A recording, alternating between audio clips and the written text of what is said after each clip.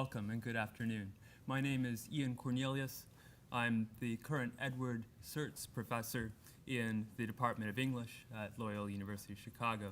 And it's a pleasure to welcome you to the 44th Annual Edward L. Surtz Lecture in the Humanities.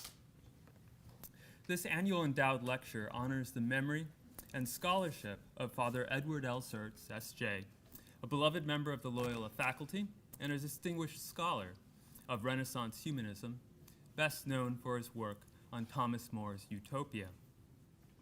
Edward Surtz's his work was multidisciplinary, like the humanists whom he studied. The lectures that we hold in his memory aim to emulate that multidisciplinary breadth, and accordingly, it's a special pleasure today to acknowledge the many co-sponsors of this year's lecture. This lecture would not have been possible without generous support from the John Cardinal Cody Endowed Chair in Theology, the Joan and Bill Hank Center for the Catholic Intellectual Heritage, the Department of Theology, and the Department of English. Special thanks to my colleagues David Chinitz, Michael Murphy, Edmondo Lupieri, and Robert DeVito for their support for and their collaboration in this event. I thank Randy Newman for his help in planning this event and bringing it to fruition. And I thank the members of the Surtz Lecture Committee, Melissa Bradshaw, Erica Christie, Julia Elsky, Jeff Glover, Niev McGuigan, Ren Romero, Diane Rothlater, Emily Sherratt, and Olivia Stewart-Lester. In recent years, the Surtz Committee has held a writing contest in anticipation of the year's lecture. This year, we asked current Loyola undergraduates to retell the story of Noah and the flood from Genesis for the era of climate change. I'm pleased to award a copy of Robert Alter's translation of the Hebrew Bible to Jeffrey Lillard in recognition of his entry into this contest. Jeffrey, are you here? Jeffrey, come on up.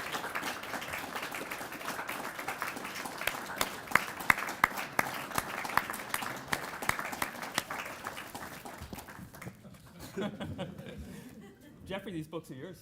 Read them well. Yeah, please, I appreciate it.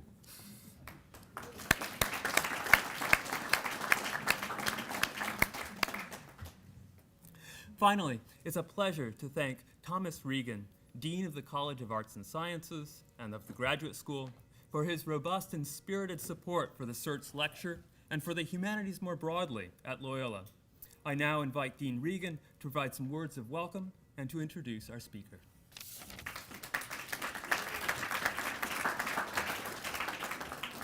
Thank you, Ian. Good afternoon, everyone. One of the nicer aspects of being Dean of the College is that I am frequently given the humbling opportunity to speak on behalf of the entire Loyola University community a word of official greeting to the hundreds of guests and friends of the university who visit our campus throughout the year. This afternoon is truly one of those very special occasions. Today is my honor and my privilege to welcome all of you to the 44th Annual Edward Surtz Memorial Lecture featuring Robert Alter, who will speak to us about his translation of the Hebrew Bible. Professor Alter is author of more than 20 books and is professor of Hebrew and comparative literature at the University of California at Berkeley, where he has taught since 1967. His work has received numerous awards and recognitions. He is a member of the American Academy of Arts and Sciences, the American Philosophical Society, and the Council of Scholars of the Library of Congress. He is a past president of the Association of Literary Scholars and Critics, recipients of 2 fellowships from the Guggenheim Foundation, and of fellowships from the National Endowment for the Humanities, Princeton University, and the Institute for Advanced Studies in Jerusalem. In 2009, he received the Los Angeles Times Robert Kirsch Award for lifetime contribution to American letters. He has been awarded honorary doctorates by Yale in 2010 and by the Hebrew University of Jerusalem in 2015. In 2013, he was selected by the American Council of Learned Societies to deliver the Charles Homer Haskin Prize lecture. Professor Alter's presence here today is a sign of encouragement to all of us in attendance. It is no secret that the humanities are under attack on campuses across the country. Many have even gone so far as to question the intrinsic value of a college degree itself.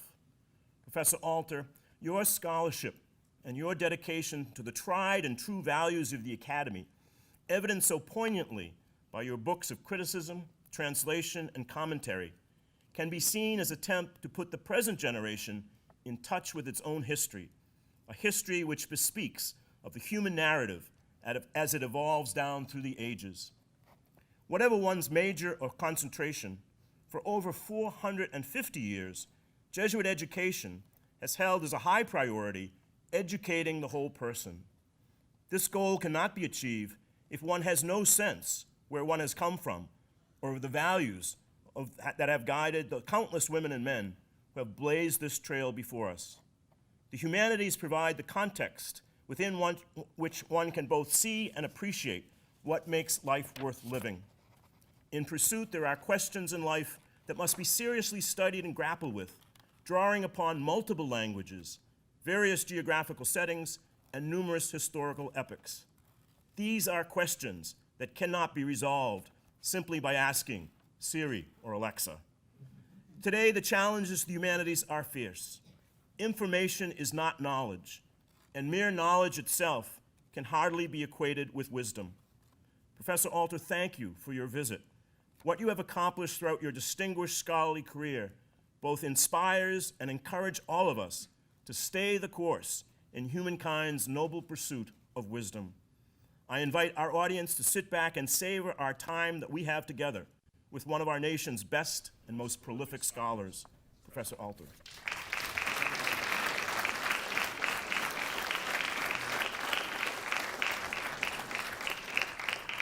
Thank you, Father, for your very generous remarks.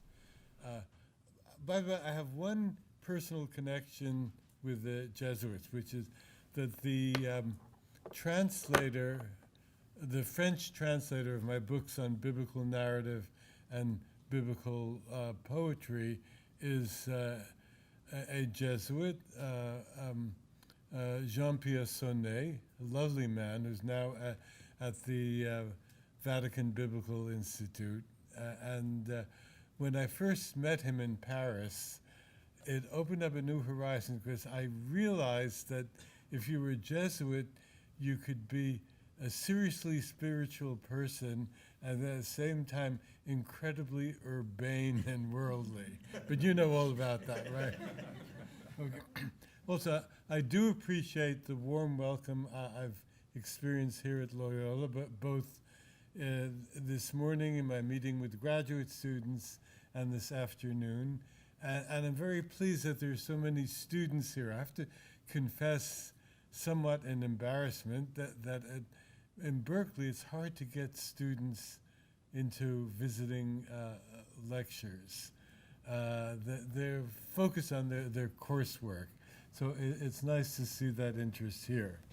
Now, the obvious question to ask of anyone who sets out to do a translation of the Hebrew Bible is, why would you want to do this? You know, there are countless English versions of the Bible, and in the second half of the 20th century, the various denominations, Catholic, Protestant, Jewish, with very learned, high-powered committees, produced their own new translation, and I'm sure many of you are familiar with one or more of those recent English versions. The reason I did it is basically because there's something wrong, even dreadful, about all those versions. The modern versions are the worst sinners. The King James Version has much to recommend it, although there are also problems. Problems beyond the obviously archaic nature of its language after 400 years. So I would like to, now, my translation, I guess, is known as a literary translation. That is, I've done my best to find English equivalents for the literary values of the Hebrew, which are quite extraordinary, and I think inseparable from the religious vision of these writers. And the modern translators don't pay any attention to that. That is, the literary dimension of the Bible virtually does not exist for them. You could do a PhD in biblical studies at Johns Hopkins, the University of Chicago, Harvard, Yale, Oxford, Cambridge, and take all kinds of courses on textual history, on comparative courses, the Bible and Akkadian and so forth. You will never take a course on prose style in the Bible because it doesn't exist. So this is one problem. But beyond that, and this may surprise you, I think there is a real problem of accuracy. I think all of us, even if we've devoted almost no thinking to translation, assume that the first job of a translator is to get all the words right. And that's rather challenging in a language that has not been used for 2.5 millennia. But I think a better job can be done with it than has been. And I'll explain through some examples. But let me just highlight one issue. Biblical narrative is very sparing in its use of words. That is, a story that a novelist would use 150,000 words for is told in a few hundred words, a few hundred extraordinarily well-chosen words, which means that the individual word, and again, I'll give some examples, has a weightiness, a saliency that it doesn't quite have in a novel. But even in certain kinds of novels, I would say if you miss certain terms, you miss a lot. Let's take one of the great stylists of the European novel, Gustave Flaubert.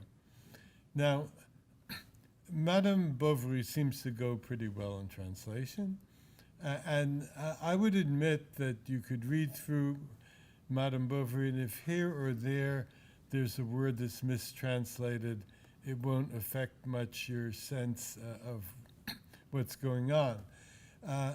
But what's more analogous to what happens in the Hebrew Bible is this. In that novel, the word blue, the color blue, not surprisingly, bleu in French, and its derivative bleuâtre, which means something like bluish, recur all over the place. That is, the first time we see Emma Bovary, not yet Bovary, she's holding a blue parasol, and a blue light is cast on her face. Her romantic visions are colored with blue, sort of blue horizons that her dreaming mind drifts off into, and so forth. Now, as far as I know, this is faithfully represented in most translations of Madame Bovary. If you imagine a translator who say, well, it's a little boring, all these repetitions of blue. And given the context of the third occurrence, I'm going to translate it as azure or aquamarine or indigo. By so doing, the translator would destroy a unifying principle in Flaubert's text. And that's what happens again and again in the Hebrew. So let's begin with words. Now, I have to say this.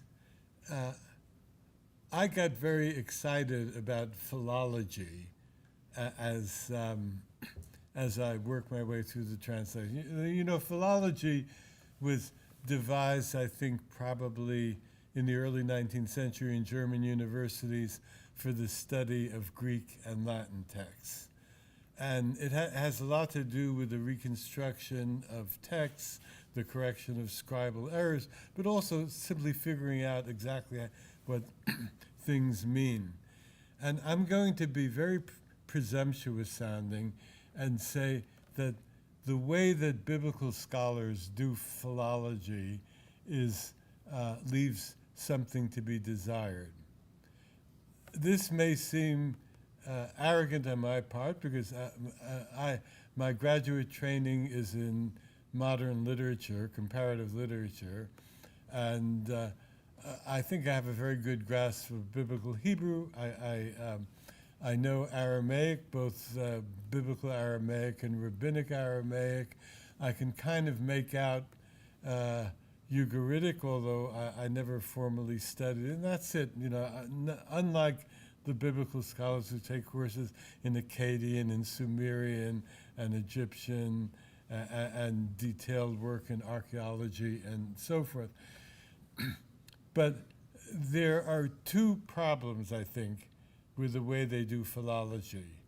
One is they view the recovery of meanings as principally an establishing of lexical values, which is wrong, because a meaning in a literary text, and these texts are eminently literary, involves nuance, it involves connotation, it involves linguistic register. I'll get to a couple of examples of that.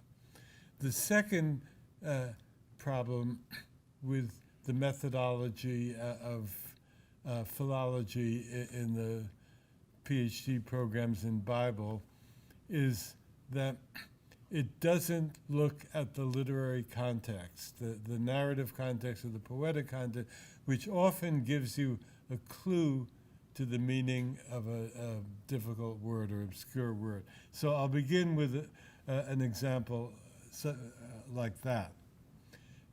In the Samson story, you remember Samson is obliged to invite 30 Philistines men as wedding guests to the 7-day celebration of his nuptials with an with a Philistine woman. And he makes this wager that if they can solve his riddle, the riddle of out of the strong comes forth sweet, he said, I shall give you 30 fine cloths and 30 chalifot of garments. Now, a chalifa, it comes from the word that means to change, and it clearly means a change of garments.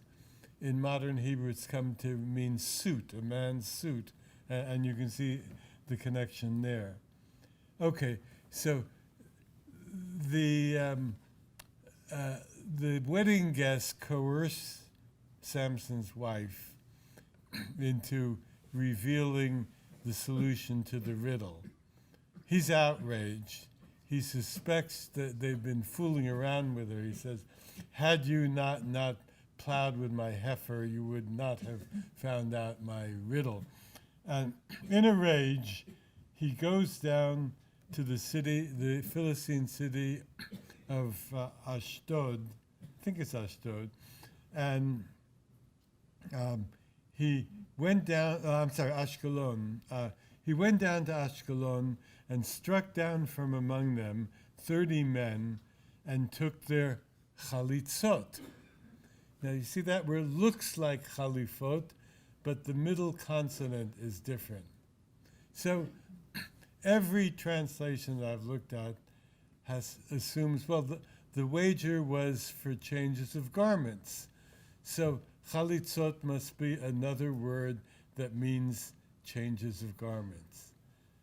But it doesn't. How do I know?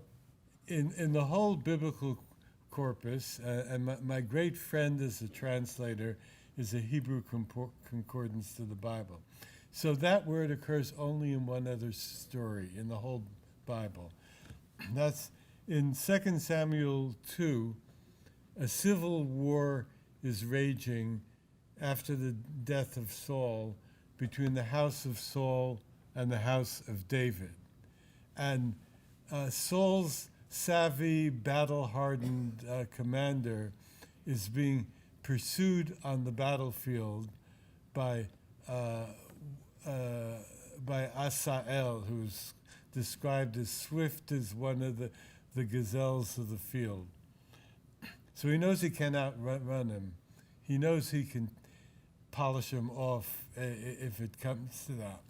He doesn't want to do this because if he kills him, he rightly assumes that there will be bad blood between him and Asael's brother, who is his counterpart on David's side and is quite a killer, and there will be a vendetta, which is what ensues. So he says to Asael, does Abner, swerve you to your right or your left, and seize for yourself one of the lads, and take you his chalitza.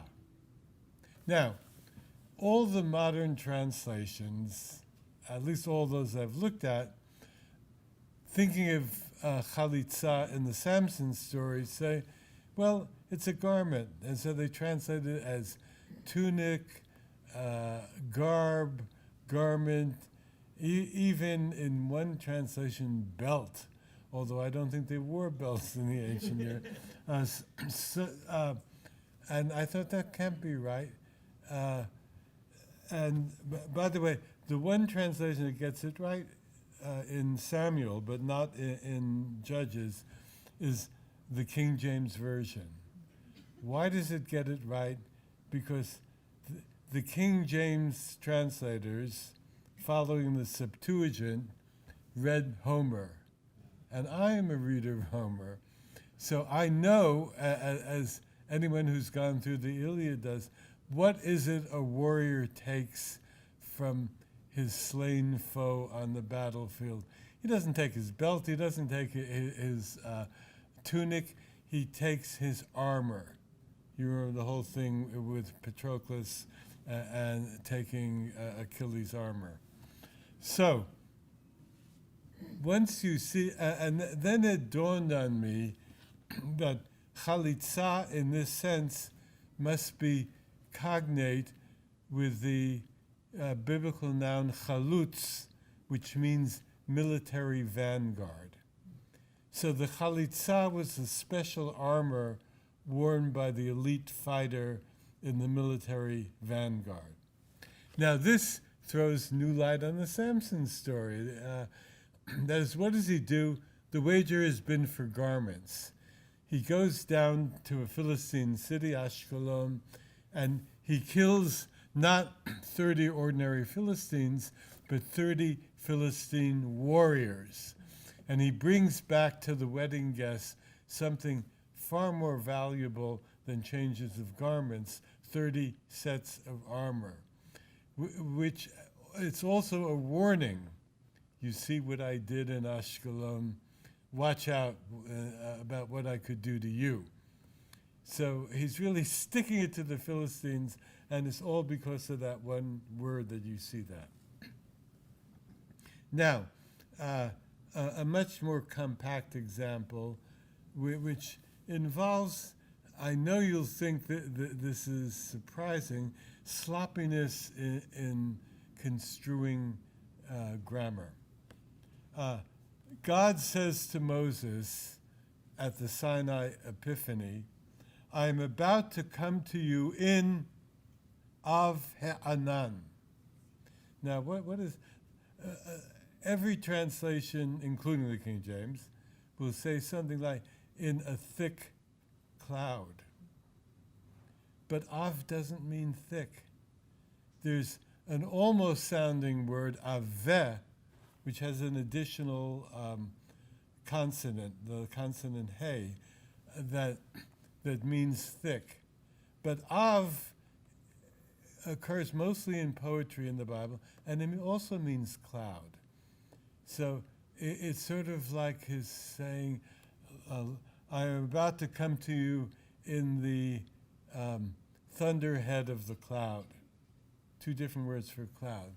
Now, the relation of these two words is what is called in biblical grammar the construct state. That is, two nouns are put together, and the first is of the second, like House of David, which is Beit House, David, with no of. So I've now collected maybe 30 or so examples in the Bible when you have two synonyms put together in the construct state, such as thunderhead of cloud, or also in the Exodus story, there's choshech afela, which is darkness of darkness.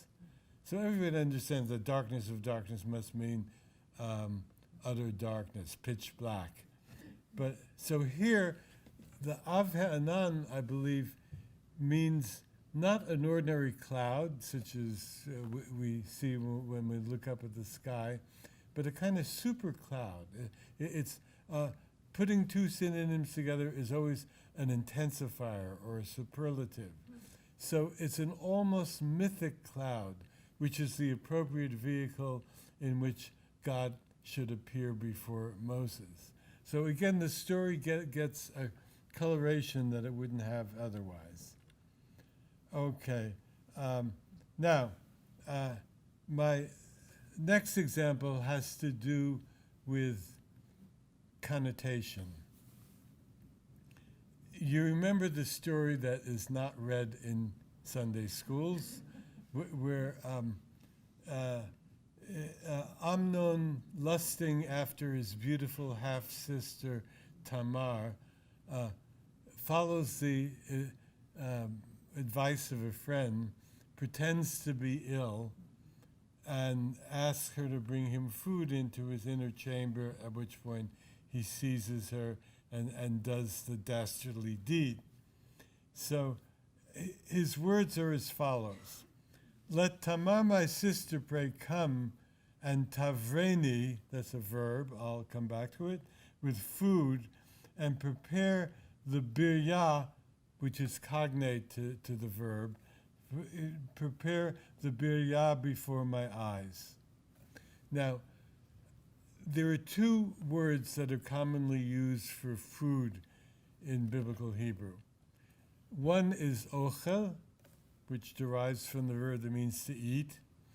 The other is lechem, which means bread, and is synecdoche for all food, which we have in English also, like, I've eaten the king's bread, says Melville's Billy Budd. But this is not, neither of these words is used here. Instead, the word biryah and with the cognate verb is used. All the translations say food. But I said, well, if it were food, the writer would have chosen an ordinary word for food. It must be something with its own nuance. So I turned to my trusty friend, the Hebrew Concordance, and I find that this is a relatively rare word, but in every instance when it's used, it relates to someone or pertains to someone who has either been doing poorly or has been fasting. So it's perfect. That is, he's pretending that he's doing poorly, and I thought, well, I can't translate this as chicken soup because they hadn't yet domesticated the chicken. So I thought about, and I translated it as nourishment, which gets you some of the connotation of biryah. Now, a different kind of word problem. Nefesh. I may be notorious in some circles that I have removed the English word soul entirely from my translation, S-O-U-L. This is not out of any anti-religious agenda. It's simply the following. The Hebrew writers had no notion of a soul distinct from a body. They had no notion of a body-soul split. It goes along with a well-known fact accepted by biblical scholars that there was no clear sense of an afterlife in the Hebrew Bible, as the eminent British scholar of the Bible, John Barton, said in his latest book. It's a bit like Homer, especially Homer of either of the epic poems. So, nephesh, the word that is conventionally translated as soul, generally, the primary meaning is life breath.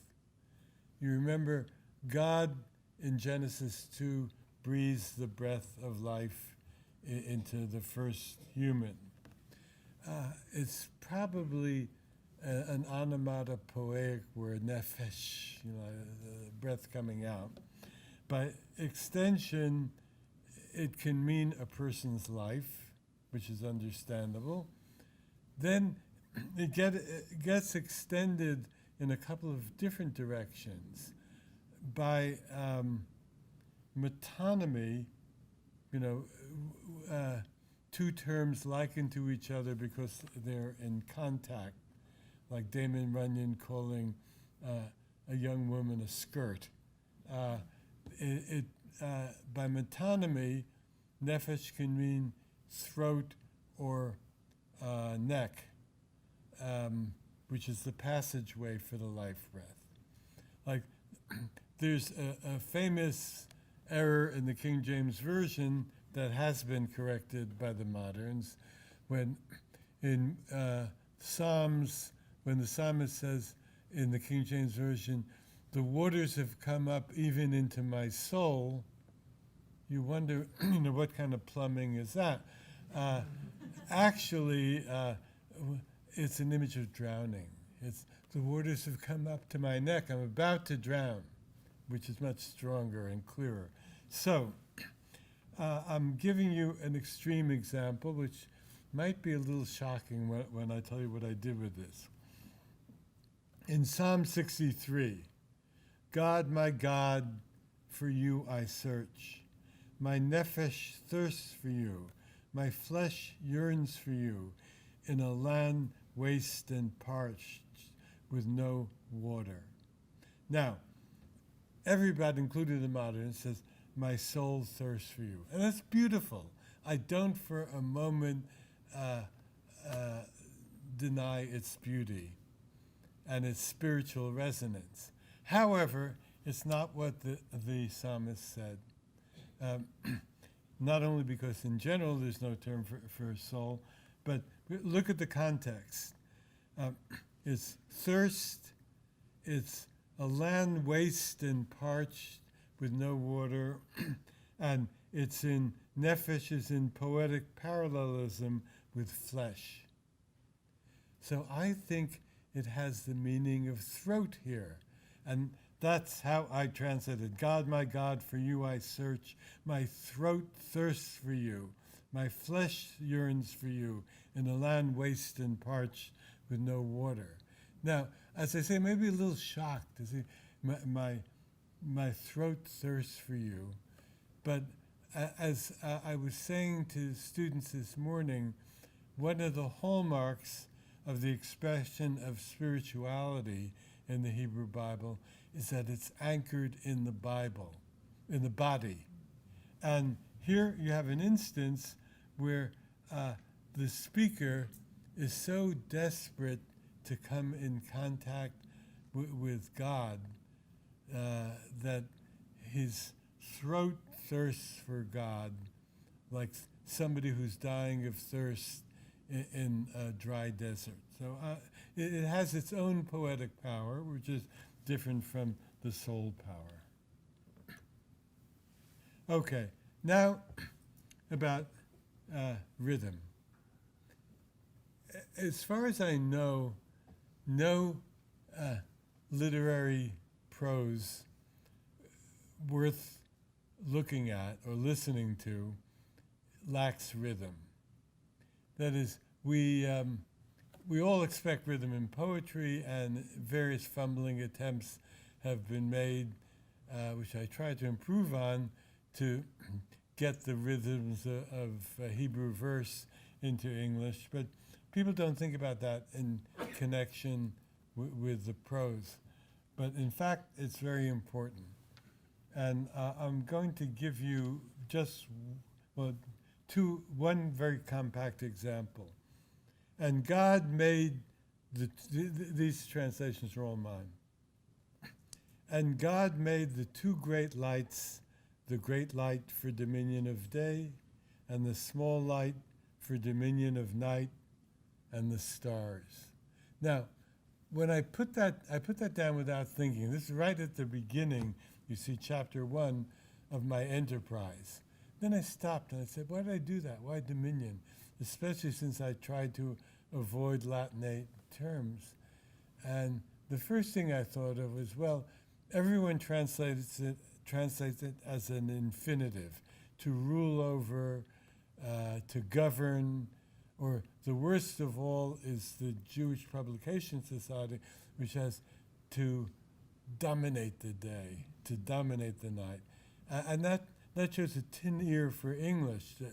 That is, the Soviet Union dominated the smaller states of Eastern Europe after World War II. But you don't have the sun and the moon dominating the day and the night. But then I realized that for me there was a more compelling reason, which I had replicated the cadence of the Hebrew. And now I'll recite the Hebrew for a minute, just the last phrase.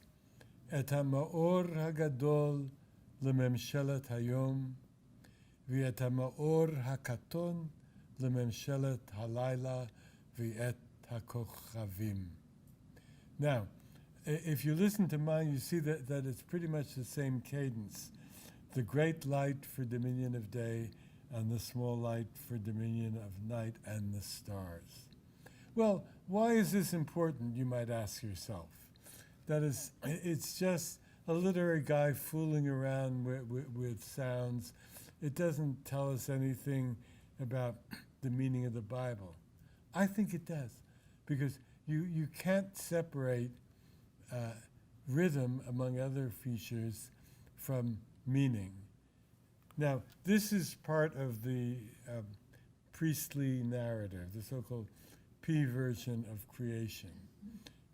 And the priestly writer, quite different from the next writer, who's actually the earlier one, J, has this grand sense of choreographed order in the creation of the world. One thing follows another in an ordered succession. The harmony reigns in God's creation. And subliminally, the beautiful cadence of this sentence transmits to us a signal of harmony and order. And you lose something if you lose the rhythm. Okay, now I won't take too much time with this next example, but run through it quickly. The parable, Nathan the prophet's parable of the poor man's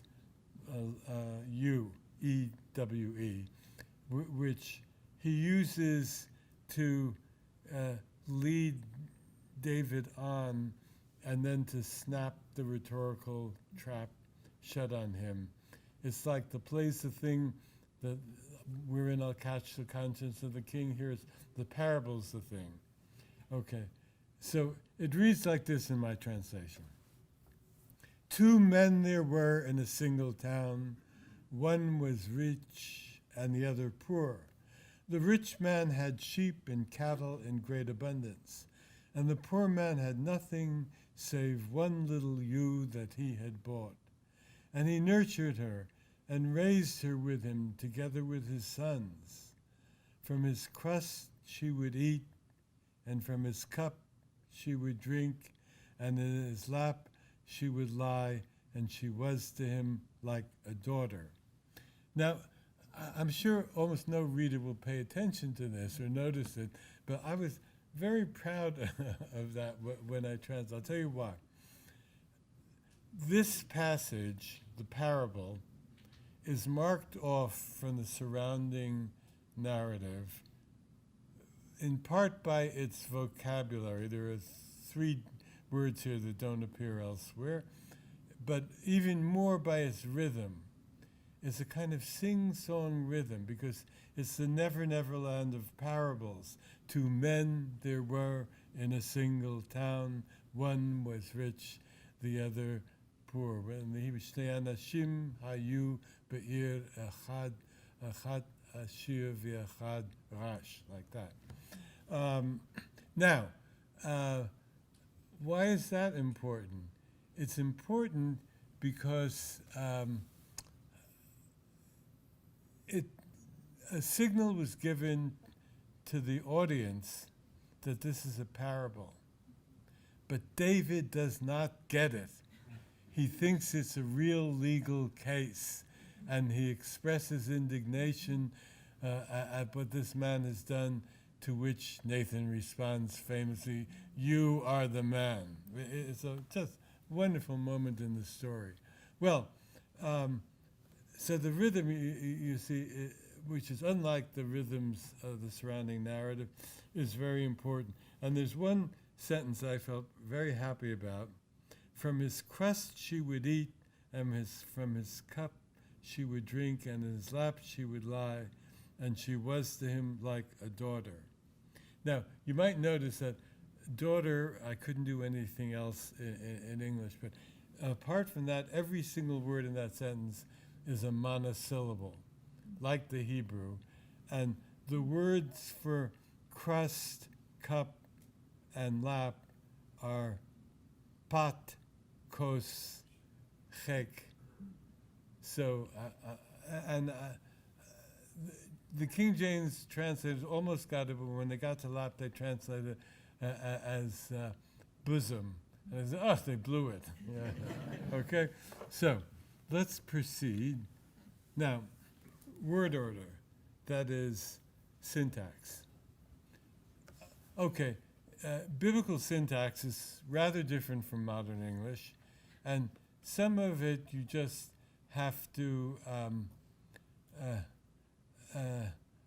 not pay attention to, because it's the normal Hebrew word order and it's abnormal in English. Like if one were to follow the syntax of the first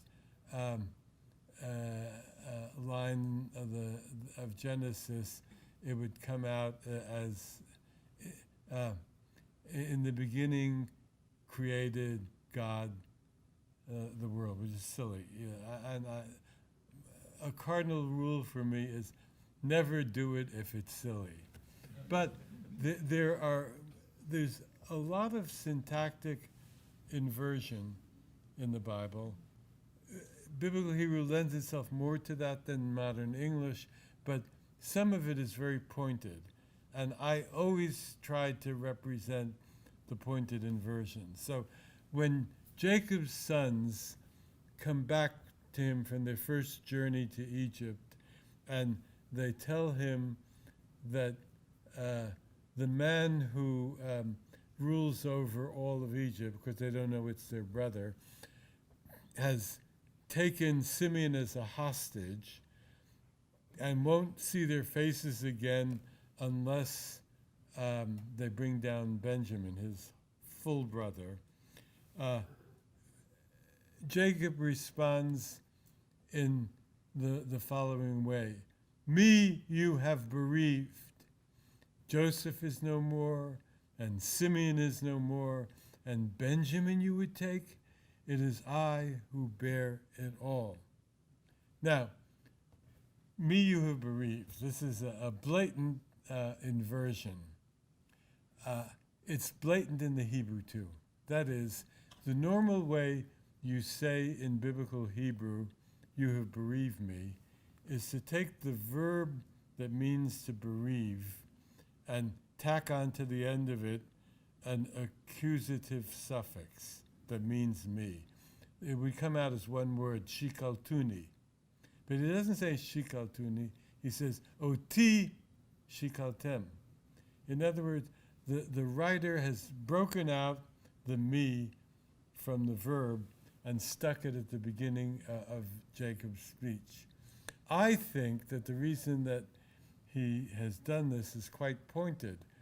That is, in my reading of the Jacob story, old Jacob, from the time of Joseph's purported death, has become a kind of prima donna of paternal grief. He's always playing that role. It is I who bear it all at the end of this little speech. And therefore, it's a significant reflection of his character that is me you have bereaved. The modern translation says, it is I whom you have bereaved, and that's a little too formal, and it doesn't get the shock effect of me you have bereaved. Now, some skeptics may say, well, that's all very well, but in fact, we don't tolerate much inversion now in English. But I think we do, especially if we read back just maybe a century and a half to earlier English poetry, which most of us still read in school. It's full of inversion. It changed after the modernist revolution in poetry. So, for example, Keats's famous sonnet, which is an old chestnut in school textbooks, his sonnet on first looking into Chapman's Homer, "Much have I traveled in the realms of gold." So that's an inversion just like me you have bereaved. And I think that there's a certain advantage in giving the language a coloration that is slightly older than the English we use now. Not to make it face forced archaism, but also to avoid making it sound as though it were written today. Okay, now a different example of what linguists call fronting of a word that wouldn't normally be fronted. Isaiah's prophecy begins, "Sons I have nurtured and raised, but they rebelled against me." So you see, it's similar with a different point. That is, the sons are put up front by the prophet, emphasizing their filial relation to God and how shocking it is that they should have rebelled against him. And let me see. I think that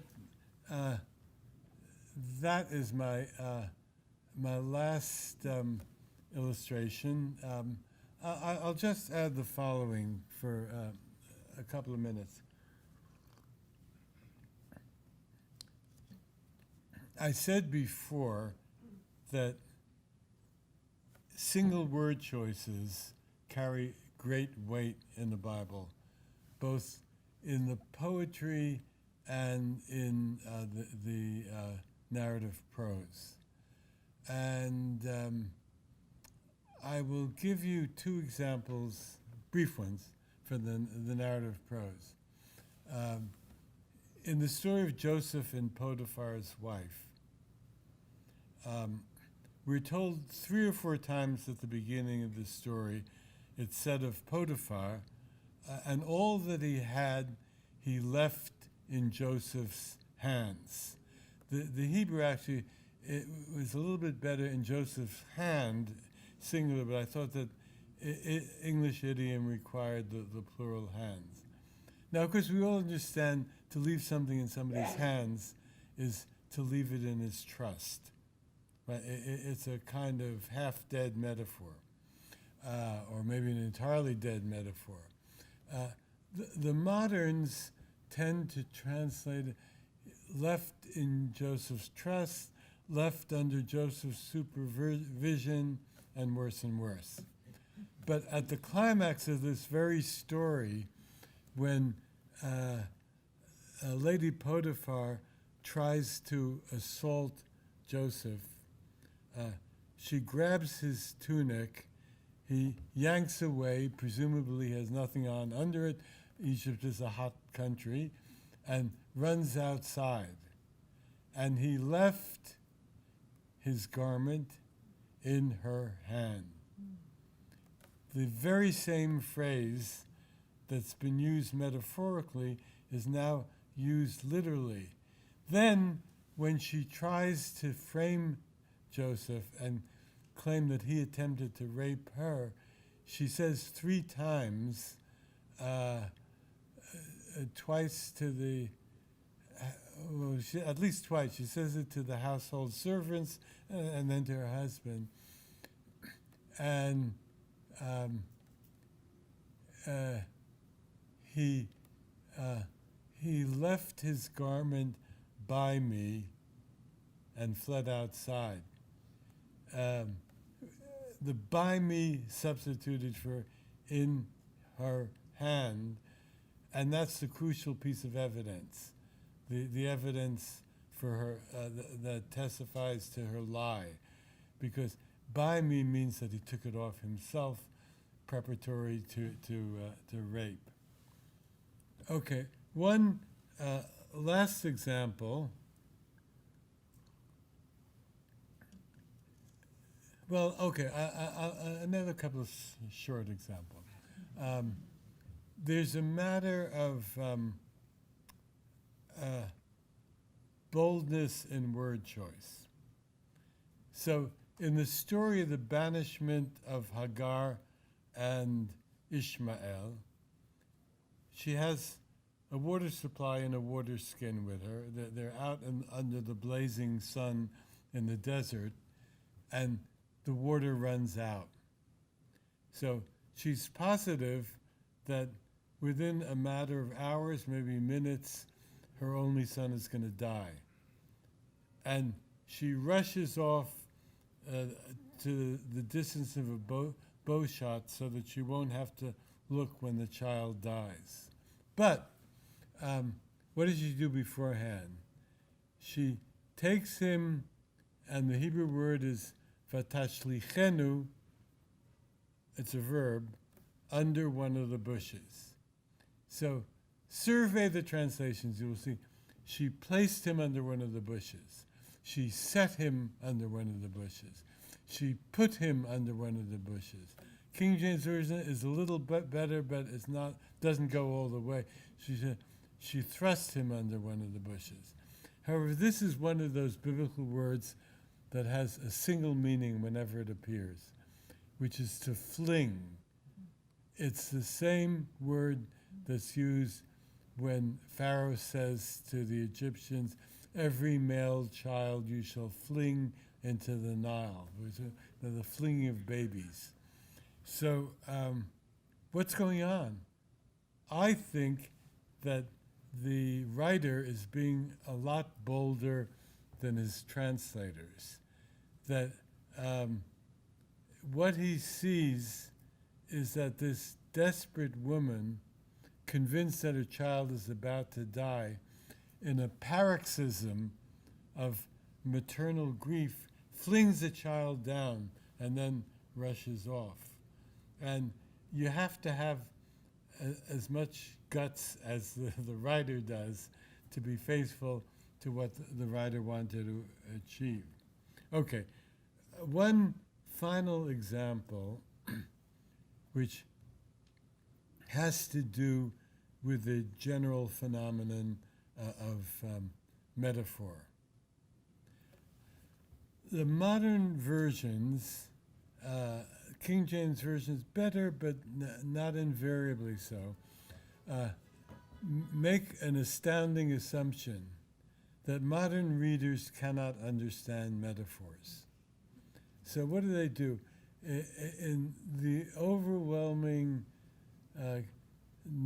instances, they substitute for the metaphor what they think the metaphor refers to, which I think is a fatal translator's error. And okay, I'll give one example from Genesis and one from Kohelet, Ecclesiastes, and then hold my peace. In Genesis, when Joseph's brothers come down to Egypt the first time, he, remembering how they threw him into the pit, he angrily says to them, in my version, which follows both the word order and the language, the metaphorical language of the Hebrew, to see the nakedness of the land you have come. Now, what you find in a few prominent modern translations by committee is that they say something like, you've come to spy out the weak points in our defense, which is what they think. They may be right, they may be wrong, that what they think nakedness of the land is. However, nakedness of the land is a very fraught, to see the nakedness, is a very fraught idiom in biblical Hebrew.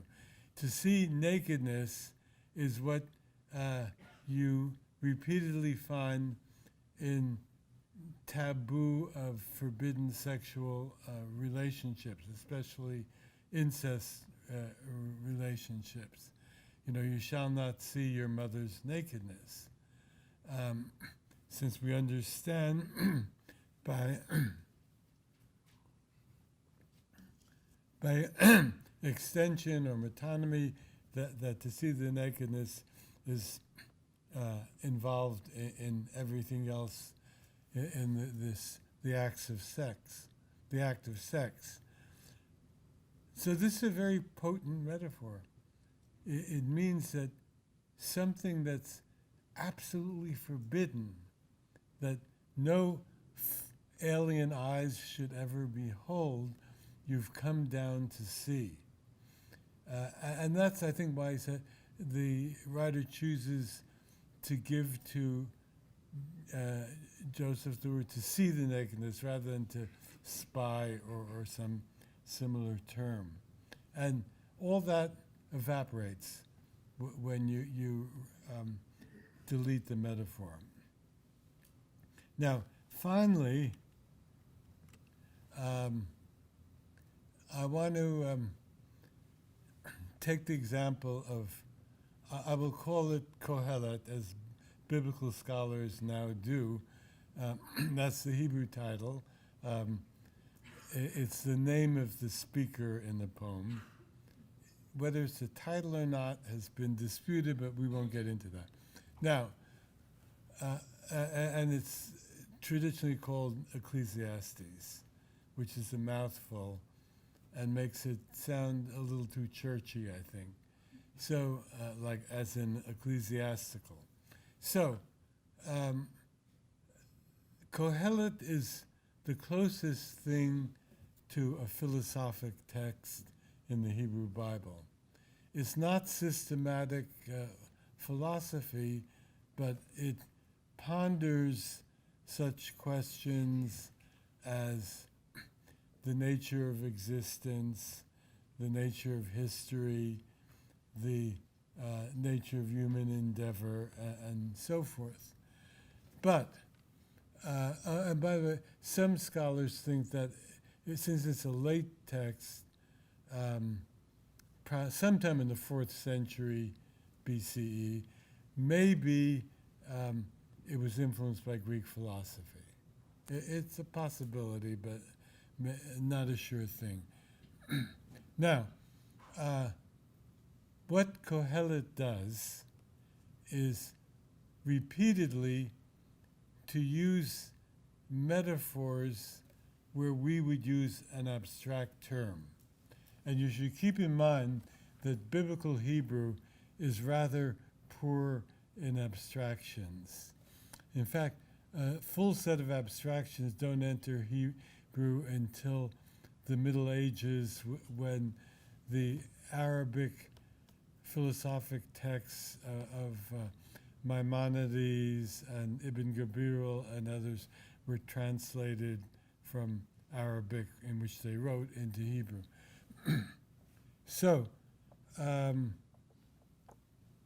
vanity of vanities, saith the preacher in the King James Version. Well, that's, of course, the King James Version means vanity, not in the sense of someone primping in front of a mirror, but things that are vain, that are empty, which is not a bad equivalent of the meaning, but not of the force of the Hebrew term. The moderns, some of them translate futility or absurdity or whatever, all of which are partly cover what the Hebrew does. But you see, the advantage of a metaphor is that it can cover more ground than a single abstract term. It can invoke a set of overlapping terms. That's one advantage. The second advantage, it has a punch because there's concreteness that the abstract term doesn't have. So what does Kohelet say in the Hebrew, which I replicate in the Hebrew?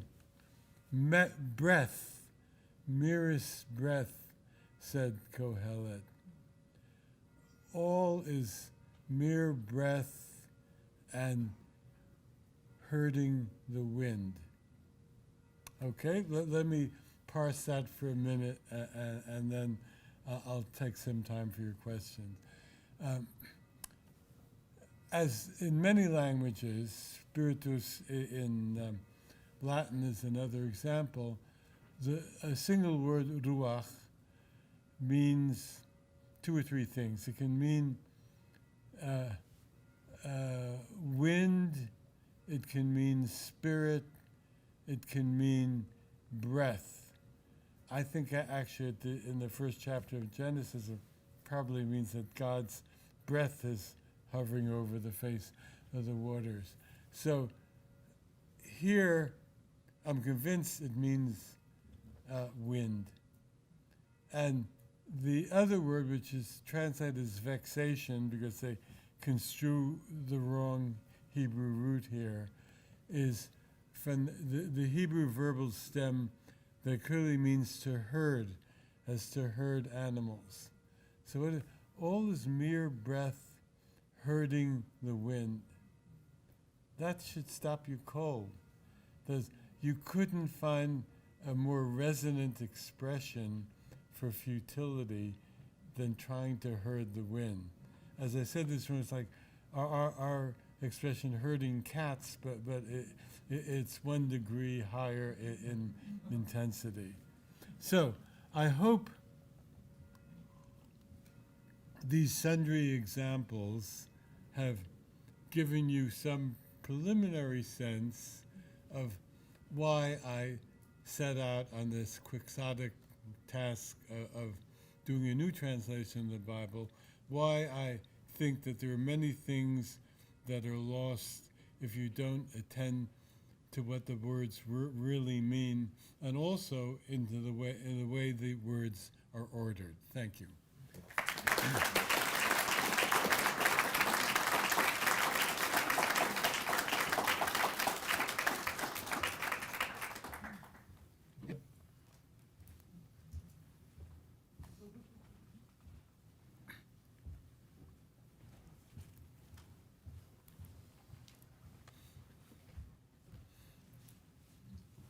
Thank you so much. That was so fascinating.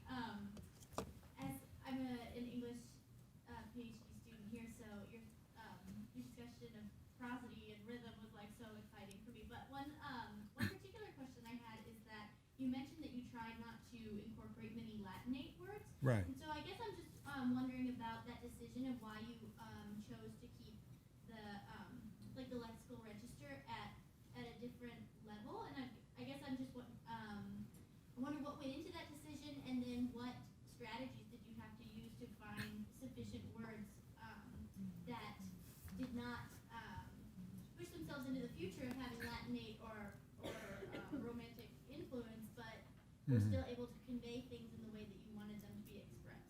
Okay. Now, first thing is this. I guess there are two reasons why I mostly, not in all cases, I mostly steered away from Latinate words. One is that in English, those words reflect a more formal register of the language than do words of Anglo-Saxon origin. So, for example, we have conflagration and fire. And no one in his right mind or her right mind would say, there's a conflagration in City Hall, right? There's a fire in City Hall. And especially the way biblical narrative is written, they always opted for fire and not conflagration. So that's one thing. Then, of course, there's the matter of sound. And again, fire conflagration is a good analogy. That there aren't a lot of polysyllabic words in biblical Hebrew. It's very compact. That's what generate the compact cadences in the prose and the forcefully compact rhythms of the poetry. So you can get at it much better by favoring the short, ordinary words that you have in the Anglo-Saxon stratum of the language. One British reviewer, I think it was in the Times of London, not of the big 3-volume set, but I think it was of the 5 books of Moses, who liked the translation, said that he admired it because it took us back to the Anglo-Saxon matrix of English literature. I was very happy with that comment. Now, how I go about finding these words, mostly I search through the dictionary or the thesaurus in my head. And sometimes it doesn't occur to me right away. And not all these words are Anglo-Saxon, most of them are. For example, when David is fleeing from Absalom,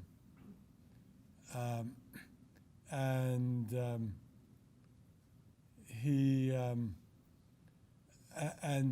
the Henry Kissinger in his court has gone over to Absalom. There's a guy named Achitophel, and David in his flight prays a very short prayer. He says, God, and then he used the word that means to overthrow, overturn, and all of a sudden I thought of thwart. God, thwart the counsel of Achitophel. I felt happy about that. Then there's no iniquity in my translation, because I don't like the sound of it, and it is quite Latinate. And usually it's the equivalent used for a 2-syllable Hebrew word avon, which is still quite compact. And so I thought that, especially because a lot of the contexts in which avon is used, even though the argument is spiritual, there's a kind of legal context there's fundamental violation of the law and what's going on. So I translate it as crime. Yes. Yeah, I'm wondering, Let him bring the mic over. yeah, I'm wondering, your early career was as a Stendhal and fielding expert, and then you get into this, which seems to be like you were born for it. Was there a moment, or what clicked to send you in this path? This is a story I'm afraid I've told publicly a few times, but I'll give you a short version. I always loved the Bible, and I knew biblical Hebrew quite well since I was 18 or 19. I had no handle on what was so great about it, especially the narrative, because it seemed so simple in a certain way. And then I began to think, well, I have the tools. After 15 years in the profession, and I've written a lot about fiction, I think I have the tools to begin to explain the greatness of biblical narrative. So I wrote one kind of polemic article highlighting the importance of a literary perspective, and thought that would be it, but then there was a big response to it, and I wrote another article, and soon I was in the middle of writing a book on biblical narrative, and that was the turning point. One here, then I have one over here.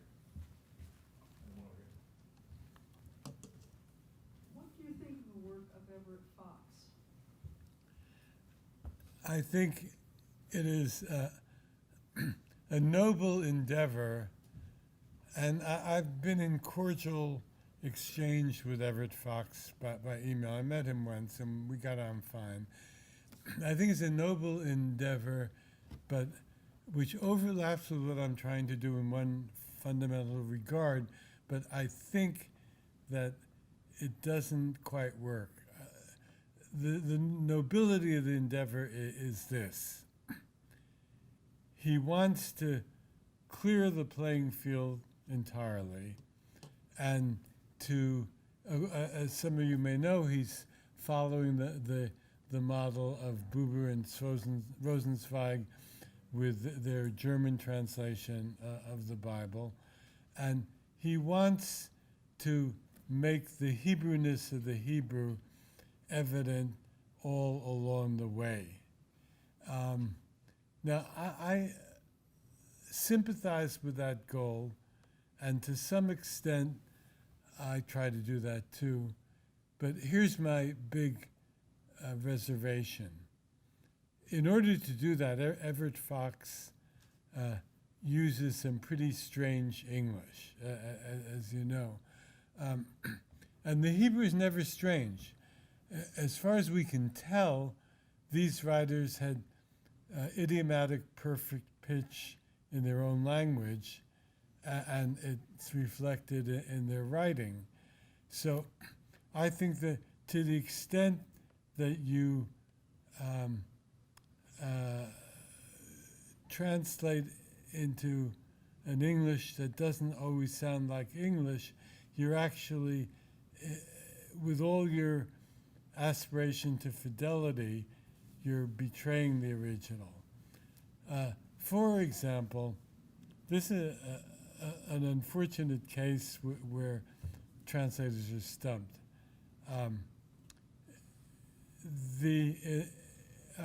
In the last half of the Ten Commandments, there's a series of "you shall not," which usually those are just 3 syllables in the Hebrew. There's al, which means not, and then the verb, and the verb is usually 2 syllables. So it's al tignov, you shall not steal. Al titzach, you shall not murder. It doesn't mean kill. Al tinaf, it's lo, I'm sorry. Lo tignov, there are 2, my apologies. Lo tignov, you shall not steal. And then lo tinaf, you shall not commit adultery. Now that is a pain in English, because that's the only way to say it in English. You have to say commit adultery.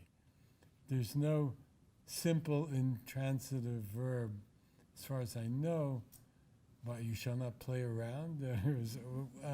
It's hard. It's very hard. So Everett Fox wanted to at least cut it short. So he says, he throws out the commit, and he says, you shall not adulter. But that's not English.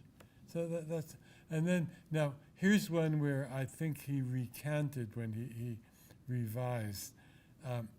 At the beginning, in his first published 5 books of Moses, the simple Hebrew word mizbeach, which means altar, he translated as slaughter site.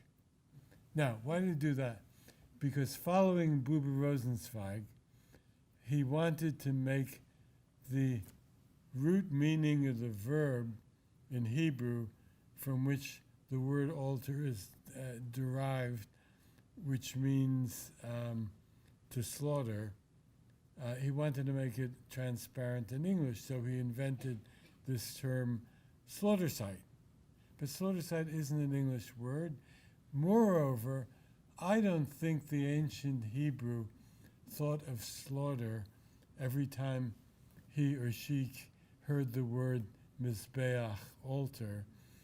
And one piece of evidence for it is that there's a particular altar, Mizbach HaNechoshet, the brass altar, which on which incense is offered. No slaughter involved at all. So that's my big reservation about his work. I have 3 people marked, so I think that'll take us to time. So here's person number 1, sir. Thank you. One of the most puzzling, if not shocking, statements in the New Testament by Jesus is that unless you hate your mother and your brother and your sister, etc., you cannot be my disciple.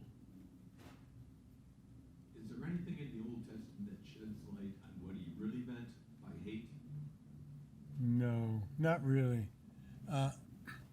I think it comes from the very different religious context in which Jesus operated, which is more like the context of the Dead Sea sectarians, where you form a religiously devoted community that follows a spiritual leader, and there's nothing quite like that in the Hebrew Bible.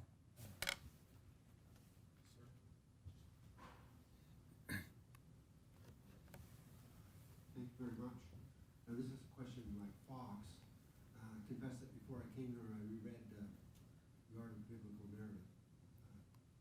So I came across Benjamin Harshuf. Pardon me? Benjamin Harshuf. Oh, yes. He was a good friend of mine. Yeah. Now, what are you asking about Benjamin Harshav? Do you still find him useful as a prosodist? Oh, yeah.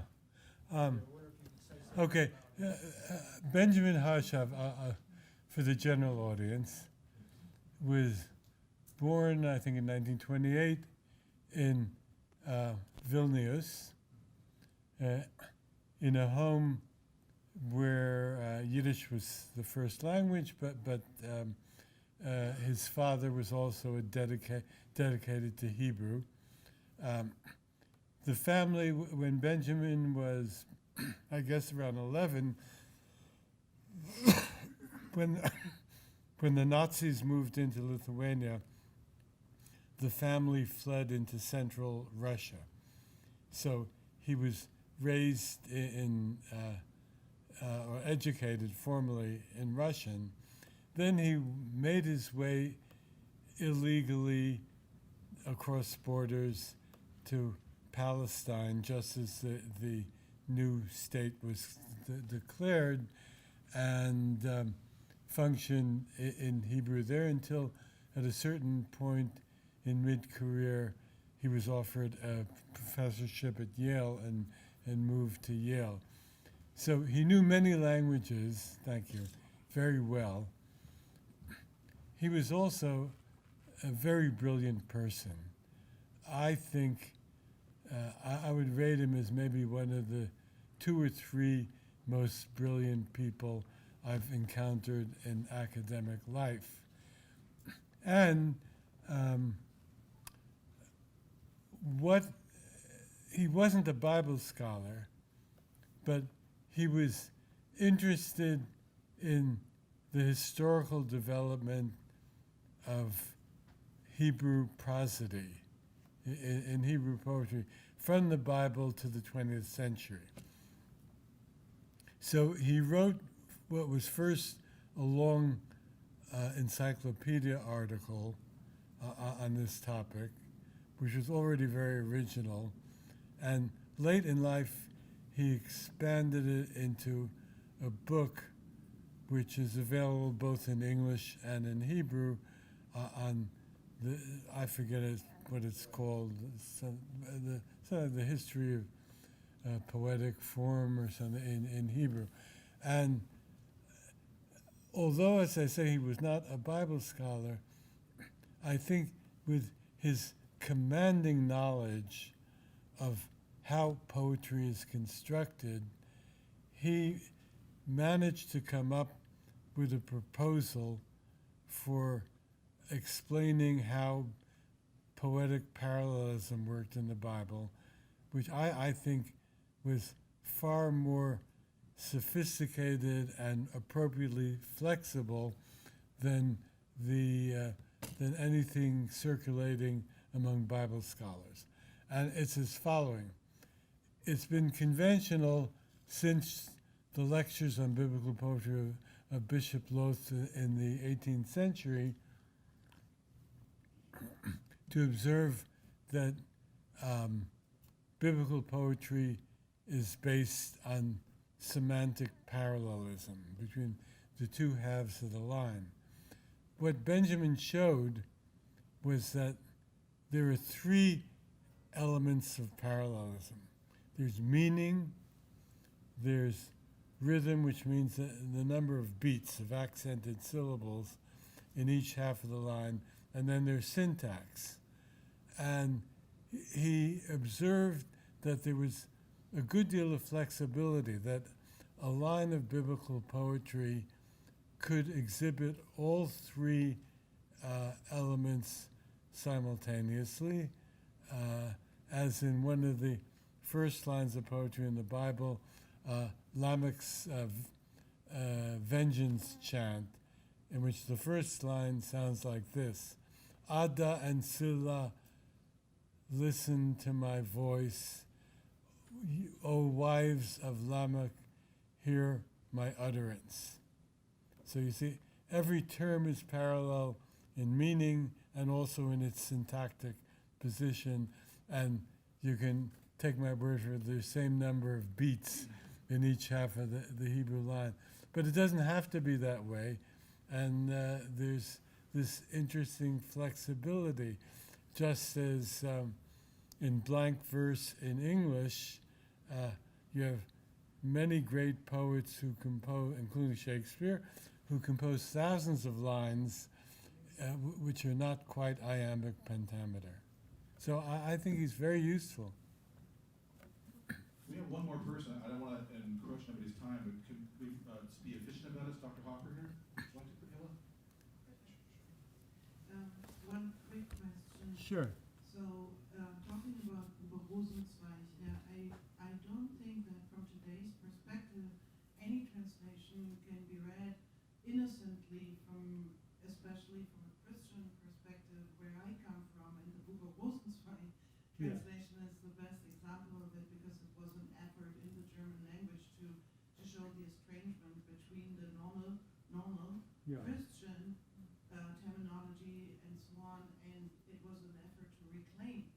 Yes, Jewish I tradition understand within that the about Buber Road. overwhelmingly Christianized German language. And my question to you is doing something similar with the English language. Do you have what is your position on the innocence or non-innocence of any translation of the Hebrew Bible in 2020 or at the beginning of the 21st century, meaning after the Shoah?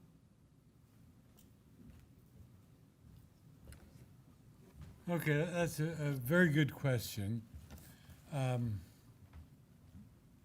Now, of course, no translator can entirely rid himself or herself of the translator's personal biases. So I admit that straight out.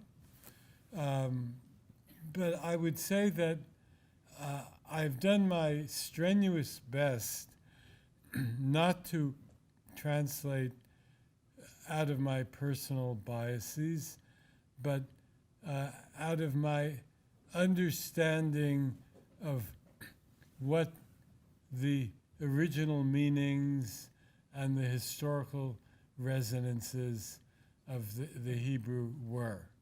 And I did not have an agenda, which of course in a way Buber and Rosenzweig did, of scrubbing the Hebrew Bible clean of Christianity. But I did have an agenda of trying to get back to what it meant to the original writers, which had the effect of eliminating the Christian overlay. And I'll give you one example. The 23rd Psalm, which probably quite a few people in this room know by heart,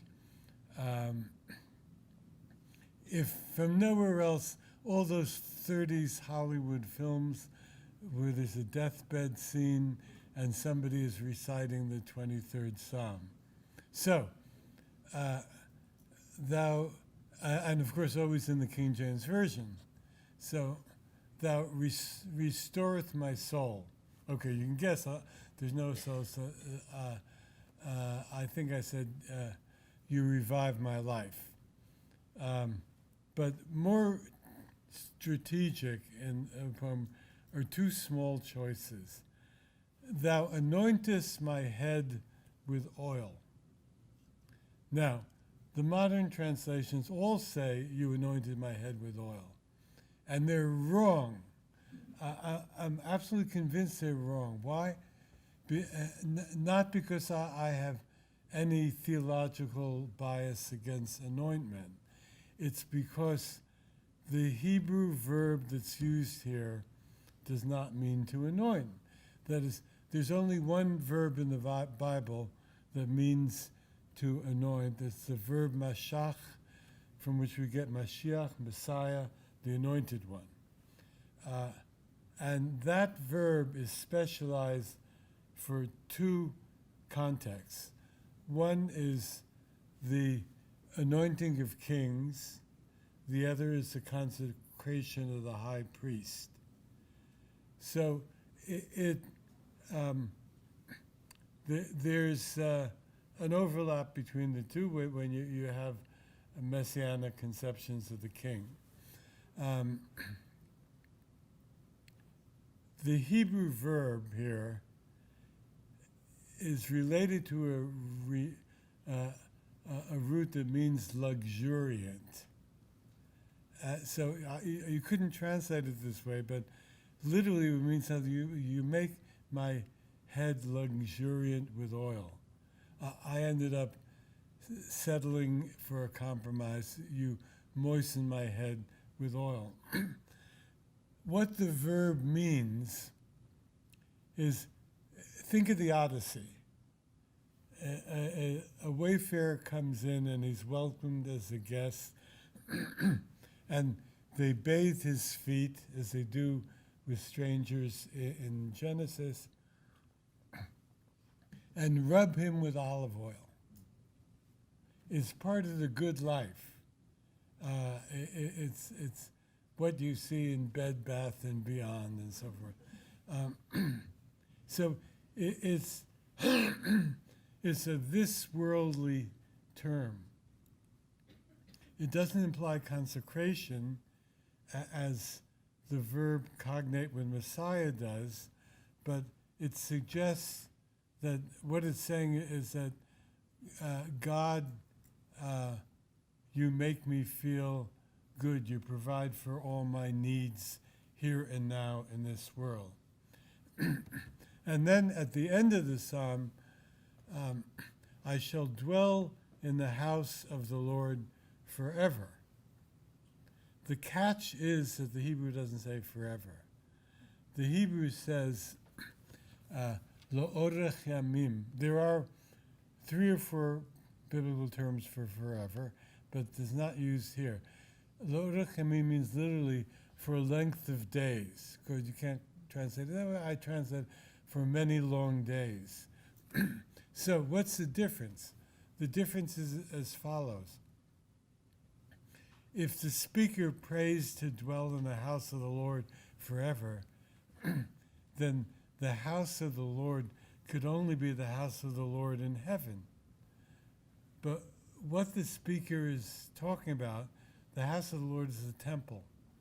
And he says, what I want to do after you anoint my head with oil and lay out a feast before me is to hang around in the temple precincts for years, to hear the beautiful chanting of the Levites, to smell the incense offered up with the sacrifices, and so forth. So the whole expression of dedication to and trust in God is given a this worldly framework, which is quite unlike the Christian one, just by the shift of 3 terms. Thank you. We must bring this conversation to an end now. There is a reception. I invite you to stick around to shift into an informal conversation. Please join me now in thanking Professor Robert.